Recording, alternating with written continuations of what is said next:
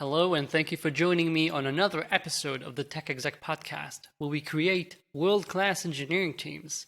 As always, I'm your host, Aviv Ben-Yosef, coach and advisor to tech executives worldwide, and the author of the recently published The Tech Executive Operating System. Today, I want to talk about one of the most effective ways for creating these world-class engineering teams I keep talking about on, and that is, how can you create more product engineers, and what are they? Let's have a quick review. You probably have different titles for your individual contributors, some form of a career ladder. Sometimes it's plainly software engineer and the vague senior engineer. Sometimes companies go into a full-blown career ladder as an engineering level 2, senior, staff, principal, whatever you want. My issue with these is that they are entirely centered in most organizations around purely technical aspects. We only attribute the seniority to a person that has achieved better, wider comprehension of the tech stack, of the processes, and not of the soft skills needed in order to become an efficient force multiplier in your team. I talk repeatedly about engineering force multipliers. I've got an old episode about it, and in my book I talk about how your organization is made up of layer upon layer of force multipliers. And forming these force multipliers is not about becoming the best engineer, going clickety-clack on the keyboard as fast as possible. What we want to create are product engineers, not principal engineers. When you view your engineers solely as technical people, that is what they will be. They will only focus on how can they improve when it comes to the tech, their shower thoughts, whatever is going on in their brain between doing stuff. When the novelty happens, will be dedicated to technical improvements, to whatever refactoring they have in mind. And you need some of those. But the real benefits, the real impact, the genuine leap in progress will only happen when the majority of their brain cycles are focused on creating a bigger impact, understanding the product, and moving your company forward. Not just creating a solid engineering solution, but creating value for your clients. That's the only thing they should be looking at. How do we form these? I call engineers who have this viewpoint, engineers that have welcomed this way of life, understanding that what we do here is create value for clients and not create nice code. I call these product engineers, and the difference is what they obsess with, what they become better at is not merely becoming better engineers per se, the generic engineer that can be moved from one team to the next, from one company to the next.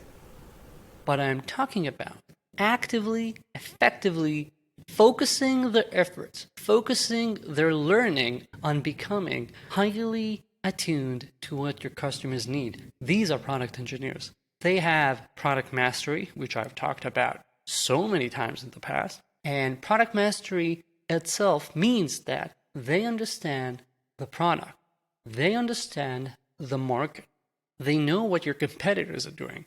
They understand how your customers are using the product and why. They are attuned to what's happening in your company's world, so they probably read up whatever relevant articles are up about the industry in the Wall Street Journal, or they check what people are saying about the company on Twitter, or they actually understand what you're talking about when people from sales and marketing are talking about what's selling, how your customers are using the product or what they want to see in the product. And the question is, how do you create more of these?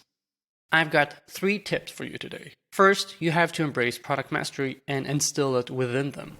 To do that, check out my previous episodes about product mastery, my many articles. If you just Google product mastery, you're going to find a bunch of stuff I've shared about it. And of course, I have 2 chapters in my book about product mastery for executives and for your team. Check those out.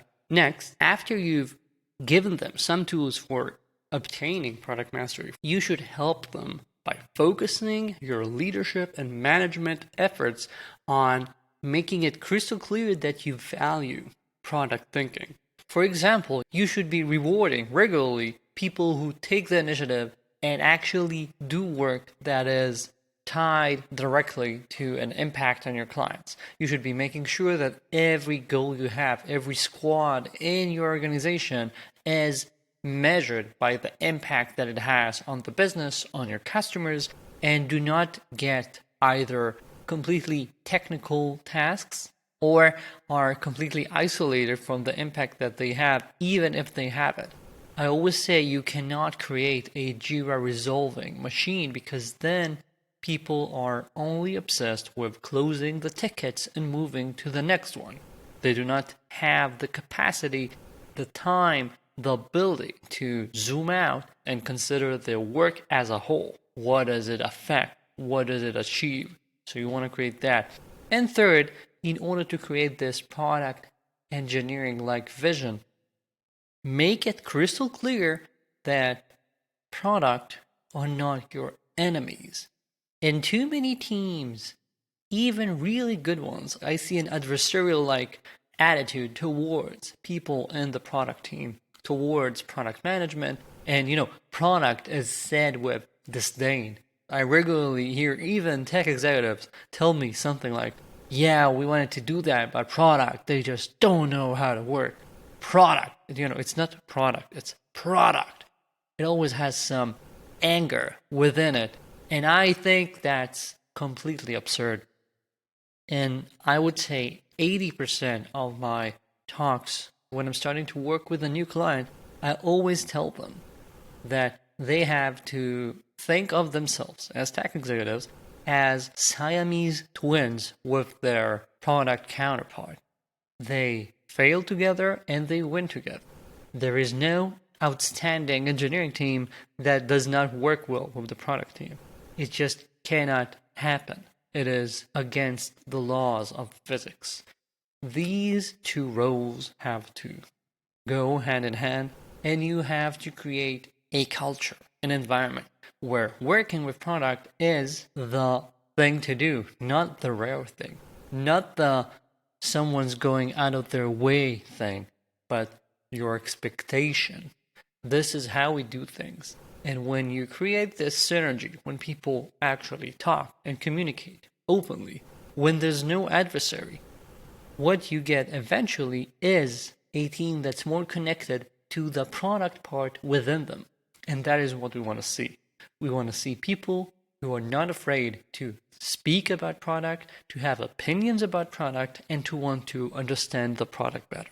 Having all of those together, you can slowly but surely create a team of product engineers, a team that's driven by impact, by delivering on results, by creating a dent in your little universe. That is how we create outstanding, leading engineering teams. And that is what you can do. If you want to dig deeper into that, you can check out the 90 plus episodes I've already released. You can check out the hundreds of articles on my website. You can subscribe to my newsletter, the best online newsletter for tech executives with exclusive insights every week. And of course, you can and should check out a copy of the Tech Executive Operating System. That's it for this week. Thank you for joining me. Talk soon.